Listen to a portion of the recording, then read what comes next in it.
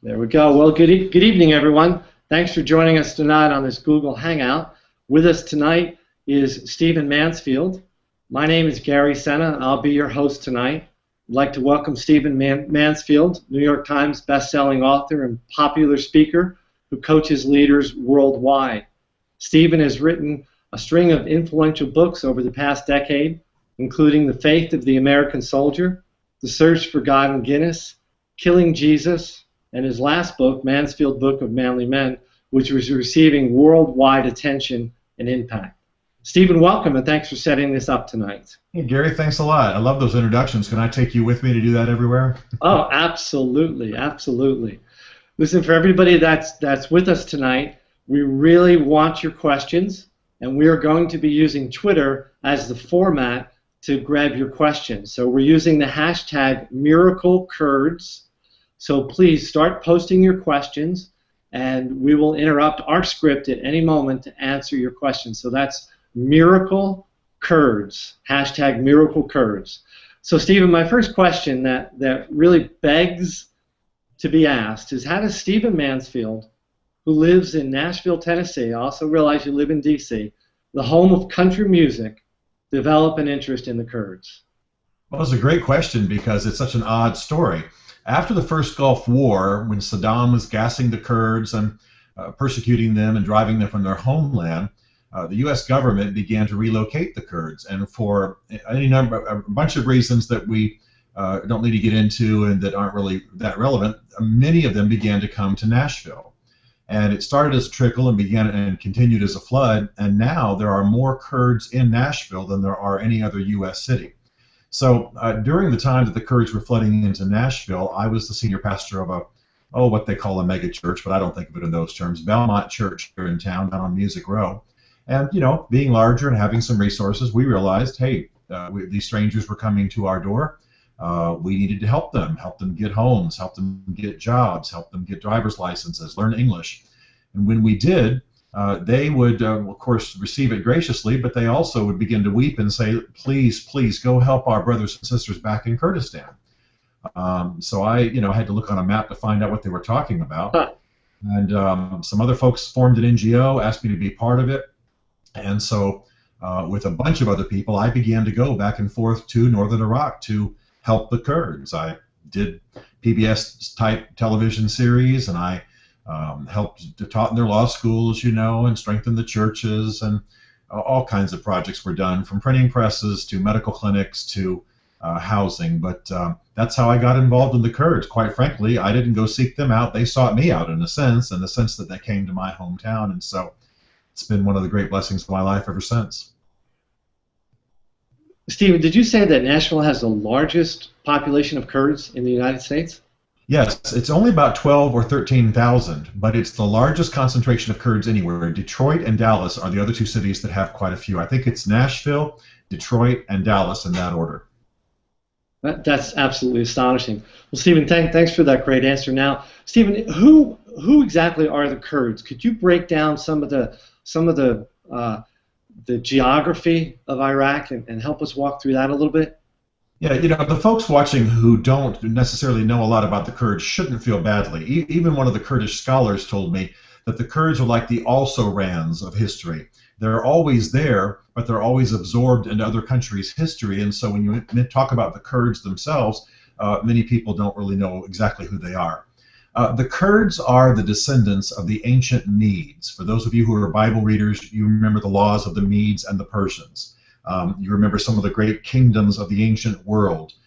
Darius the Mede is a name that you'll know, for example. And in Isaiah it says, for example, that God will stir the spirits of the Medes and they will then conquer Babylon, etc. So probably the best way to approach that answer is to say that these are the descendants of the Medes. They ruled ancient kingdoms. They were part of the great Persian Empire. They would have been at battles like Thermopylae and so on that we see in movies like The 300 and so on. And for those of you again who are Bible readers, they would have been there during the period of Daniel. In Babylon, they would have been there on the day of Pentecost. They're specifically mentioned in Acts chapter 2 on the day of Pentecost. And they were largely Christian people until Islam came along in the early 600s. Since then, they've been a majority Muslim people. They have lived spread throughout the Middle East largely, in Turkey and Syria, northern Iraq, pretty much the places that they are now. But there are about 40 million Kurds in the world. Some say 35 million, but somewhere between 35 and 40. They're the largest people group in the world who do not have their own homeland. And that's what makes the current situation so exciting. It could be that we're just about to see Kurdistan become the world's newest nation. And that would be exciting because the Kurds have longed for their own homeland through much of history, and through much of the 20th century, they were horribly treated and denied their own homeland by the European powers after World War I, and so on. They've just not been treated well. As patriotic as I am, I have to say, even by the United States up until recently. So they're a wonderful people. I'll talk more about their character later, but they really have won my heart, not just because they're an ancient and sort of biblical people in that sense, but because of what they've endured and what it's done to their character as a people. Stephen, you're kind of blowing me out of the water with some of these statistics of 40 million people. Is just astonishing. Now, when I think Kurds, in my mindset, I think of a fierce warrior type population. I don't mean that in a negative sense, but what I hear in my brief bouts with history is a very fierce warrior people. Is that correct? It's very interesting with the Kurds that you have two things happening at once. Maybe some of you will remember a little line from the end of one of my favorite movies, Braveheart, where the narrator, William Wallace, Mel Gibson, calls them warrior poets. And that's very much how I think of the Kurds. The Kurds are fierce fighters. They have been esteemed as fighters since ancient days. You can read in Herodotus and other of the ancient historians their great regard for the Kurds as fighters. That continues till today. They have a tremendous warrior culture.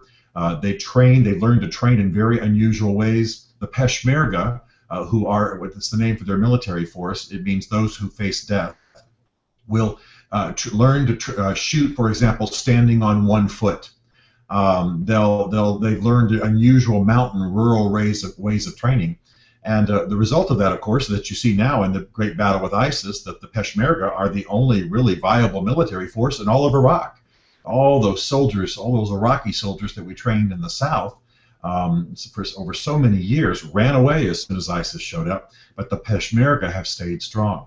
At the same time that they're these great warriors, they're also a very poetic people. At the back of my upcoming book, I actually have some of the great proverbs of the Kurds, and you'll see this poetic soul and the way they express wisdom. And this is what endeared me. They were musical, dancing, poetic people, people of great friendship and covenant. I was once there in Iraq, in Kurdistan, with a number of friends. Because of some things going on, a riot broke out.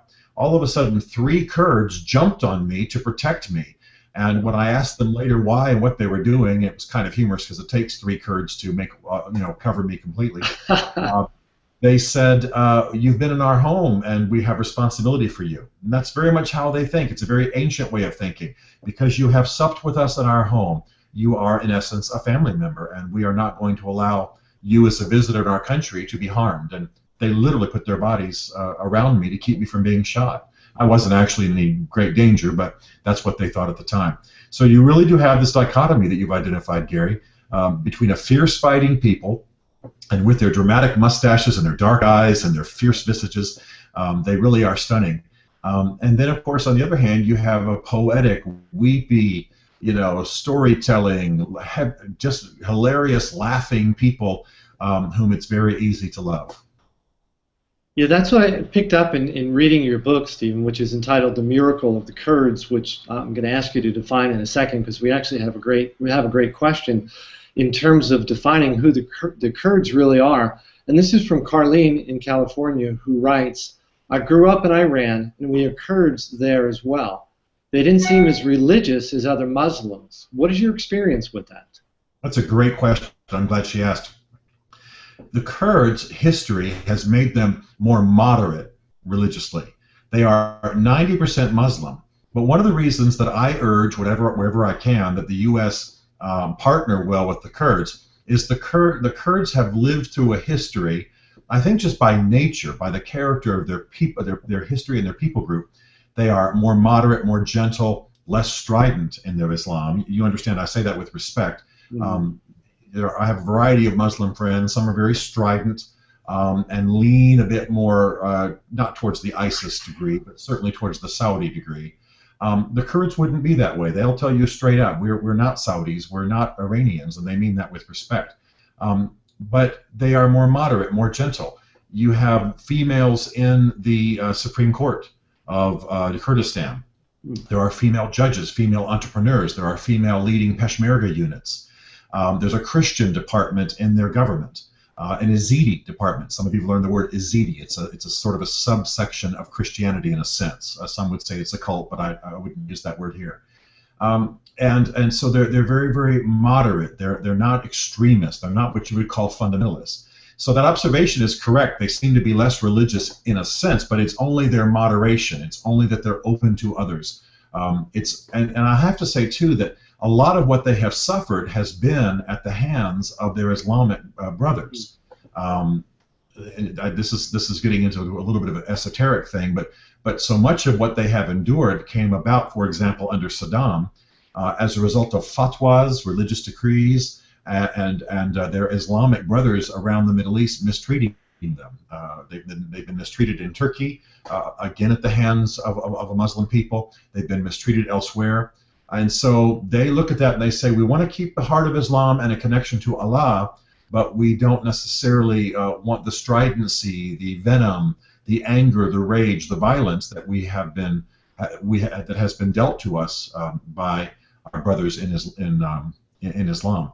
And by the way, very quickly, I recount this in the book, but the senior mullah of Kurdistan sat with me very graciously and told me these very things. He essentially said, we want Islam, but we want a Kurdish Islam. Wow. And I thought that was valid. So the answer is they're not less religious. They're just less, shall we say, conservative, less strident, less harsh, certainly less violent. And I think they point a way for Islam in the Middle East, and that's one of the reasons that I think we should pay such attention to them now. Well, that's a great answer, Stephen, to a very difficult question. And for those that are viewing, please don't forget to jump on to Twitter and hashtag Miracle Kurds your question so we can ask them to Stephen. Hold on a second. I have one coming in right now. Stephen, here's a question from Daniel. It says, Turkey has been quite hard in dealing with the Kurds over the last years. Why would they now allow this country to happen? Well, actually, it's interesting. Turkey recently has been a little bit more moderate. I'm talking about just very recently. In fact, Turkey is actually standing with the Kurds and has actually begun to make statements about an independent Kurdistan being a viable option. After World War I, the European powers sort of carved up the Middle East in some secret treaties. You sort of see this hinted at the end of the movie Lawrence of Arabia. There had been a thing called the Sykes-Picot Treaty in which Europe had agreed to kind of carve up the Middle East. They also wanted to see an independent Republic of Turkey because it had been, of course, a part of the Ottoman Empire for 400 years prior to that. So they were excited about a democratic and independent Turkey.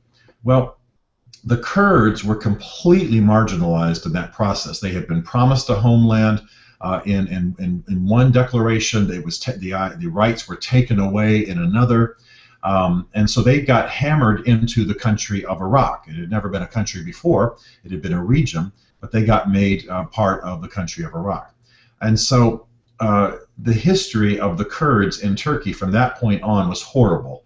Kemal Ataturk's Turkey saw the Kurds as sort of dissident Turks, sort of mountain Turks they called them, and treated them horribly. Their culture was virtually made illegal. You couldn't even speak their language without committing a crime. Certainly to run a Kurdish school or to sing a Kurdish song or to write a Kurdish poem could land you in jail during most of the 20th century. Wow. So now that has continued, and quite frankly, probably what has changed of late is the fact that Kurdistan is sitting on a lot of oil. And Turkey would like to have good relationships with them. And quite frankly, the whole world is realizing that Iraq is a mess. The country of Iraq is a mess. There's no leadership coming out of Baghdad. So if there's going to be any viable economic activity with any entity within Iraq, it's going to be Kurdistan. The Kurds are running an amazing society in the north, even while we have this horrible crisis with ISIS in the south. So the bottom line is that Turkey is changing towards Kurdistan, but it's only after a long, troubled, bloody, and quite frankly, oppressive history that I think Turkey will in time, probably apologize for and certainly regret. Stephen, that's just a phenomenal answer. You can tell why you love history so much. Stephen, you entitled the book The Miracle of the Kurds, which is such an intriguing title. Could you kind of expound on why it's such a miracle? Sure. Here are a people who were horribly treated by Saddam. 4,000 villages destroyed during a great campaign of oppression called Al-Anfal. It's a word from the Quran, from a certain chapter of the Quran. Flatlined in every way, oppressed, hundreds of thousands killed. When England, France, and the U.S. began the no-fly zone, I'm sorry, it really was just England and the U.S., and also Italy a little bit, began the no-fly zone in the early 90s. For the first time, the Kurds had protection from Saddam's bombardments, from his gassings. And that allowed Jalal Talabani and Masoud Barzani, the two leading politicians of the Kurds in country, to begin to start rebuilding Kurdistan. And from that moment, their genius has been astonishing. Yes, they had oil, but a lot of people might have had some protection and oil and not made of it what they have made of it. And since that time, there has been a constant march forward, so that today, having only a decade and a half or two before been flatlined, destroyed, devastated people, one of the most oppressed and abused people in the world. Now, if you go to northern Iraq, which I prefer to call Kurdistan, and the Kurds prefer it too, you will see grocery stores like what you have in the suburbs in your town. You will see 5- and 6-star hotels. You will see beautiful parks, hospitals, schools, hotels. A friend of mine runs an English-speaking school of almost 5,000 students. There is magnificent development. I mean, there are still challenges, and no, it doesn't look like, Times Square everywhere. But they've accomplished amazing things. And probably, Gary, the greatest statement of this is that in a number of publications, New York Times, Condé Nast, National Geographic Traveler, Kurdistan was listed in top 10, top 15 of must-see tourist attractions in the world. Sounds a little odd now, given that there's the crisis in the south, but there was such development in Kurdistan that literally, you can go back and Google this when we're done here. You'll find that these publications were encouraging people to put that on their must-see travel list. So the leaders in Kurdistan, I won't go into it in great detail, but the leaders in Kurdistan recognized that they needed good foreign investment. They passed a law in 2006 called the Foreign Investment Law, which basically treated foreign investors as though they were Kurds, as though they were indigenous people, citizens.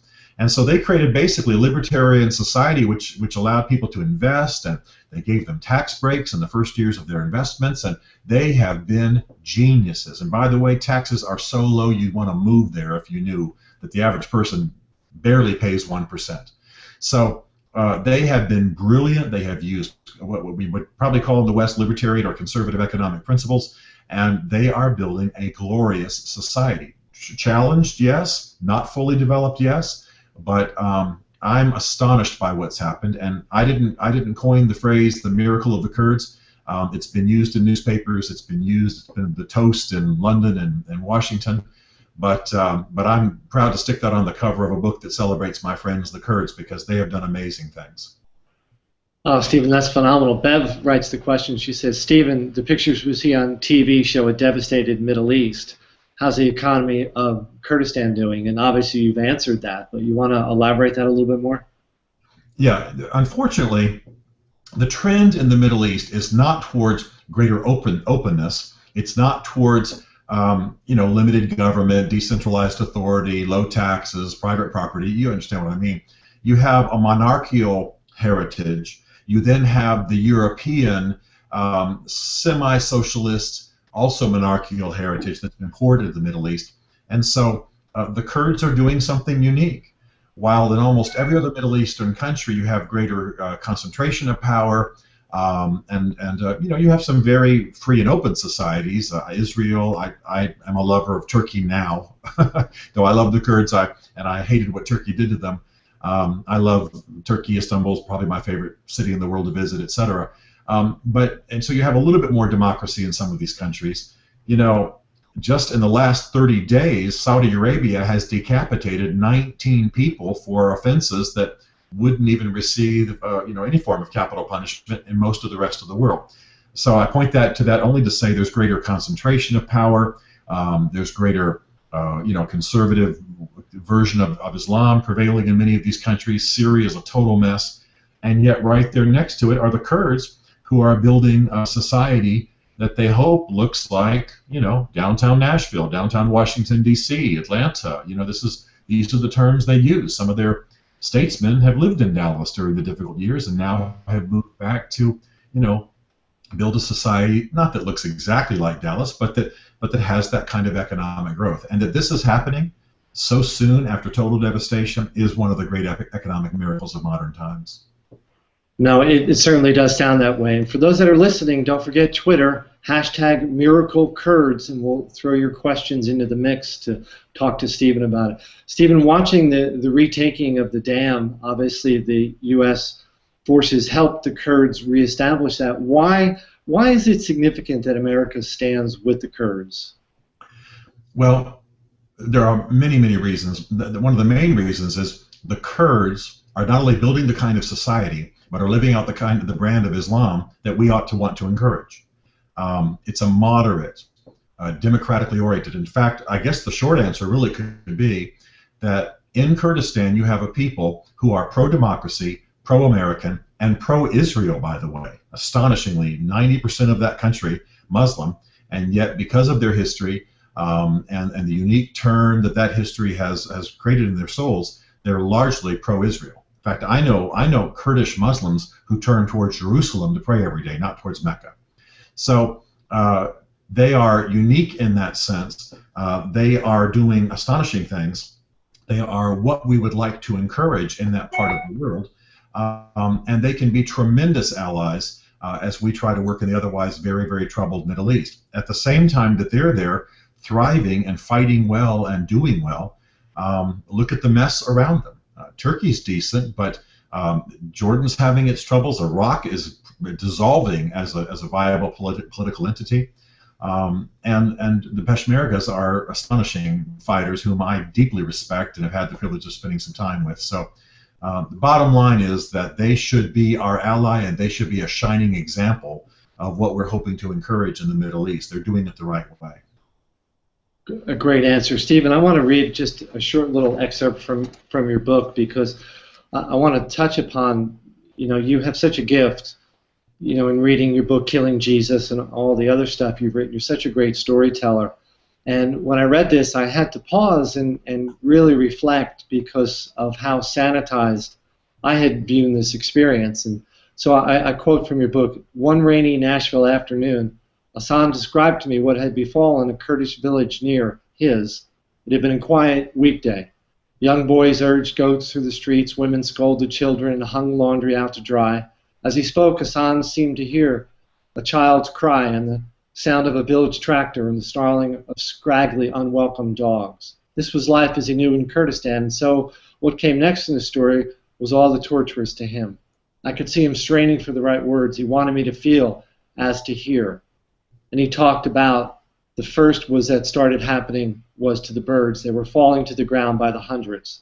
Those villagers who survived the day said later that it seemed as though the sky was raining birds. They would always be haunted by the dull thump of bird bodies striking the ground." And you go into a very graphic detail of what that season was like. Could you elaborate that? Because I think what it did for me, Stephen, is it made the plight of the Kurds much more real than just a headline in the newspaper. I tried not to overdo it in the book, but it was hard not to overdo the sufferings the Kurds have endured. Saddam Hussein, over a period of well more than a decade, used sarin gas and mustard gas and other form of chemical weapons against the Kurds. By the way, the big debate about whether Saddam Hussein had chemical weapons, there's no debate. He absolutely did. And they were simply moved out of the country before the UN inspectors got there. I mean, that's well established by anybody who, it's even established by Iraqi generals and leaders. And so here you have a largely village and pastoral people. And Saddam hates them because they're not easily integrated into Iraq, because they will not, comply with his dictates. And he begins to gas them. Now think about this. You've got a village of hundreds of people, and he sends gunships in, and he sends choppers in, and he sends planes in, and he drops gas on these people. And it's horrible. Not only does it liquefy the lungs, not only does it cause the eyes to look like needles are being shoved into them, not only does it cause the blood to gush up into the nose and the mouth to foam, it happens quickly. The mustard gas, of course, burns the skin. And I'm not exaggerating. I'm aware of what I'm saying when I say, and once a person is doused with mustard gas, and then if they should survive, those burns can continue for years. I'm aware I've said the word years. Yes, for years. So what my friend was describing was one village gassing. The worst gassing happened in a town called Halabja in 1988. And about 12,000 Kurds were killed just in a matter of hours. And then others died. In fact, reporters came weeks later and just touched some of the things the gas rested upon, and they ended up dying early of cancer, probably from what happened at Halabja and their exposure to it. About 200, maybe 300,000 Kurds were killed. Wow. In those kinds of gassings. And that's not even adding to the number, the people who were killed in other ways. So I do twice in the book go into what it was like to be gassed, and I won't go into great detail now, but it was horrific. It was terrible. I sat with many Kurds who wept as they told me these stories, and I'm not even one of the people who is responsible for collecting that evidence and those oral histories and so on. You can read vast treatments of it. But I wanted to capture a little bit of it in the book because I don't think we can honor the Kurds as they are today unless we honor their sufferings of yesterday. And by the way, it wasn't that long ago that these things were happening. Yeah, I think the word honoring is a great word for that, Stephen, because they have to be honored for what they've been through. So, Stephen, since we're talking about the evil that's running rampant in the region, ISIS is obviously in the news and not going to go away shortly. What are your feelings and your thoughts on how America, steps in and becomes a player in the region to protect even our own interest as well as that of the Kurds? ISIS is Al Qaeda on steroids. It's worse than the organization that orchestrated the September 11, 2001 atrocities. And there's just no question that these people are as evil as anything we've ever seen walk the earth. They go into villages, take out all the Shiites, and kill them. They behead Christians or drive them out of the country. They beheaded this journalist, as we all know, Mr. Foley. These men are vicious. They are rapists. They will starve the Yazidis. I don't mean to get too graphic here, but they took a Christian 5-year-old boy and cut him in half right in front of his parents. I've read about a lot of atrocities in my life, and I have written about them, and I'll tell you that what these people are doing, the stories frankly aren't even reaching the West as they ought to. These people are Nazis on stun, Al Qaeda on stun. They are evil, they are bloody, they are vicious, and though I'm a Christian and I understand what I'm saying about the nature of religion, when someone is deceived into believing that others ought to die and they believe that that's God's will, they are the most vicious kinds of murderers in the world.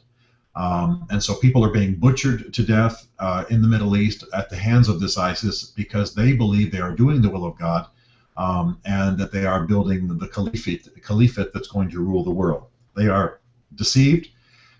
They are, from my Christian perspective, empowered by spirits of evil.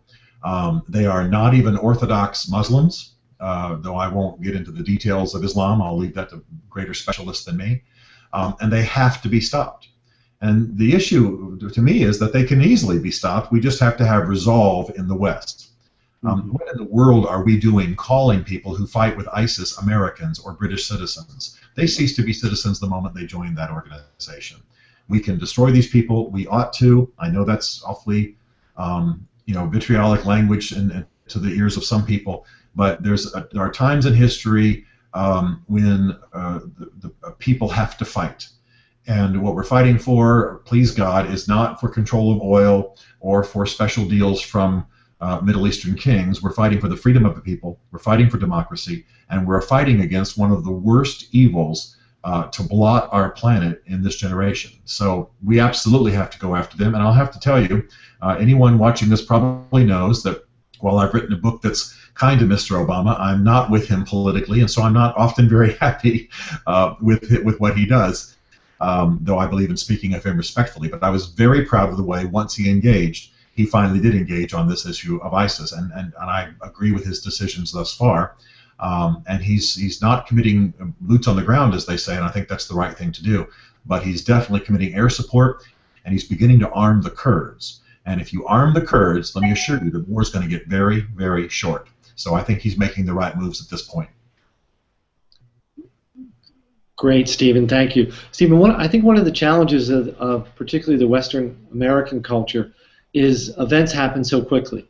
I mean, in our Twitter world, we want our news in 140 characters or less, and there's so many moving pieces in Iraq and the Middle East. How do we keep a perspective on it, particularly with you as a historian? I mean, what happens over there is really impactful and significant for our lives, even here in America, isn't it? It is. We're going to have to read. I recommend to people that they follow some of the people on Twitter who are writing some of the best stuff. An organization, a man named Rudaw, R-U-W-A-W, I'm sorry, R-U-D-A-W, R-U-D-A-W is one I would highly recommend. You can also follow Masoud, M-A-S-S-O-U-D, Barzani, B-A-R-Z-A-N-I, who is the president of the Kurdish regional government, etc. His son, Jalal Talabani's son, Kutab, Q-T-A-B, and then Talabani, T-A-L-A-B-A-N-I, would also be good ones to follow. And so you can get cutting-edge news, and then at the same time, you have to read some background material, read some books, read some things that give you the background and the history.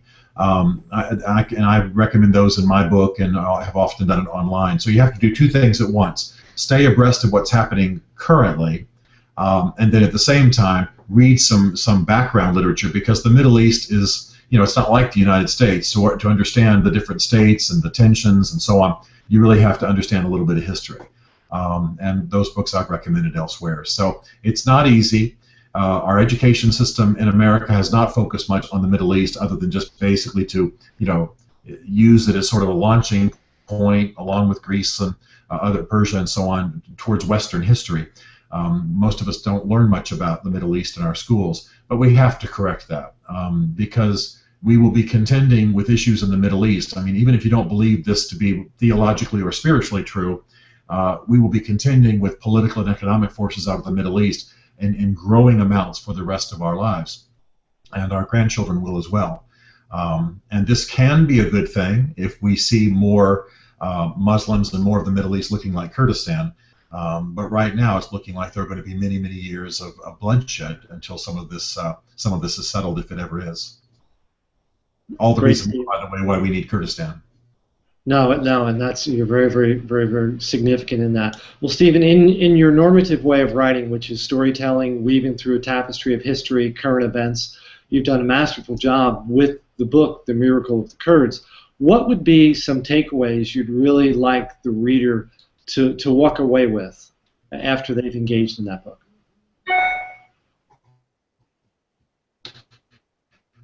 When they hear type statements, more bad news from Iraq today, more murders in Iraq today, more people killed in Iraq today, they need to understand that in the northern part of Iraq, there is a people and a region that is not being described by the descriptors of what's happening in the south. The north is not Baghdad. It's as far away as Southern California from Northern California. And the Kurds are different. They are different ethnically. They are not Arabs, for example. They are Medes, which means they're closer allied to the Persians. They come from a different background. They've had different treatment from the Muslim world. Their leaders anyway are far better educated in most cases. They are relatively conservative in their politics. I don't mean that as some kind of an advertisement. It's just true.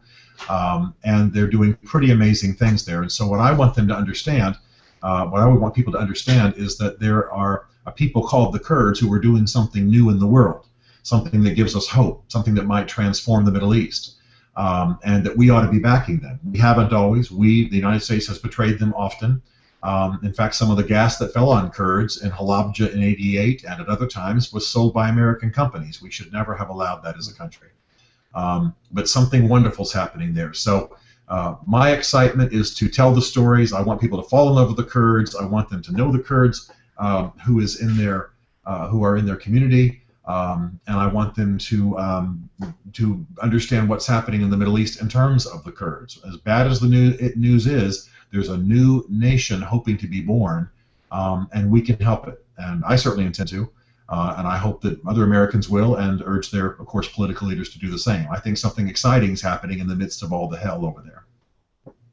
Now, Stephen, on Friday you're going to be on The Loop on Bloomberg TV. And that, I'm sure, is just going to be the start of a whole bunch of media stuff regarding the release of the book in mid-October. I mean, from a personal satisfaction standpoint, you must be pretty excited about the timing of your book. I mean, I'm sure when you started it, you probably had a little bit of insight that maybe these things would happen, but it must give you a little level of satisfaction that you're able to get a message out of the people you dearly love and are passionate about at a time when the world really needs to hear their story. Well, Bev and I just sit in front of the evening news and just marvel at the things that are discussed now on national talk shows and the evening news, which before were just words we spoke to each other and that not even our friends knew anything about. Now almost every evening you hear the word Erbil, you hear about the Kurdish Peshmerga, you hear about Kurdistan. Those words were hardly ever used before in American media. So it is gratifying. I'm sorry that this is the reason that these things are coming to the fore of our news, is so much bloodshed and violence. But I think it might actually be forcing the cause of the Kurds into the minds of a lot of Americans in the way it should have been before. And I realize our educational system fails us and people just don't know much about them. But I'm excited about what's possible here. I think we can defeat ISIS very easily. I think we can force Syria back into its boundaries and force perhaps some regime change there. That's not a phrase I use positively usually. And I think that we can certainly protect and encourage the rise of Kurdistan, which is something I intend to do. So my book's not going to be the last word on the subject, but I'm delighted to have a chance to offer this tribute to my Kurdish friends. I think they are an amazing people, and I think they've done amazing things. And it delights me to see how they're proving themselves in the eyes of the world right now. Stephen, I think you summed it up so beautifully there with the phrase Kurdish friends, because you can't read the book without walking away that you have a deep friendship with the Kurdish history, with the people there in Nashville, and also with just what's really going on in the land. Your book comes out mid-October. You can go to stephenmansfield.tv, pre-order that. Amazon, all the other traditional venues. Is there anything else you'd like to close us out here with, Stephen? I want to make sure that people have the resources that they need. RUDAW, R-U-D-A-W, is a news network, and so I think they're doing probably, if you're going to look to one source, R-U-D-A-W, the news feed, the Facebook page, the news service, get tapped into that. And then I do urge you to get my book. I'm not just trying to sell it, although yes, I'm trying to sell it. But I do think it will give you a love for the Kurds. It will tell some of the Nashville story. It's funny. And I just love the opportunities I was granted to sit with Peshmerga late at night while they say, Stephen, I tell you, you do not understand, and then you go into 4-hour talks about Kurdish people and Kurdish history. I love them dearly, and I want to share that love, and I'm thankful that I've had a chance to do it, and to have a chance to do it now with the news cycle as it is pretty exciting. So anyway, thank you all for joining us tonight on this Google Hangout. We'll have others like this, and Gary, thank you. You're wonderful at this, and I appreciate your kind words. Stephen, thank you. Maybe we can do some more of these, and we get some of your Kurdish friends on, Stephen, and gain some even a more of a robust discussion with them. We will post this. I'd love to do that. And I will say this: I refuse to appear in any future Google Hangouts unless there is baklava on my desk. That's what's going to have to happen: Kurdish tea and baklava. So everybody will have to agree to have some of that in front of them before we can do any others of these. Well, Steve, we will make sure that your every capricious whim is satisfied. Listen, everybody, thank you so much. We'll send out the link to this, and look for more stuff from Stephen regarding his upcoming book, mid-October, The Miracle of the Kurds. Enjoy the rest of your evening and stay abreast of all these wonderful events and that are going on in the world. Thank you very much. Bye-bye. Good night.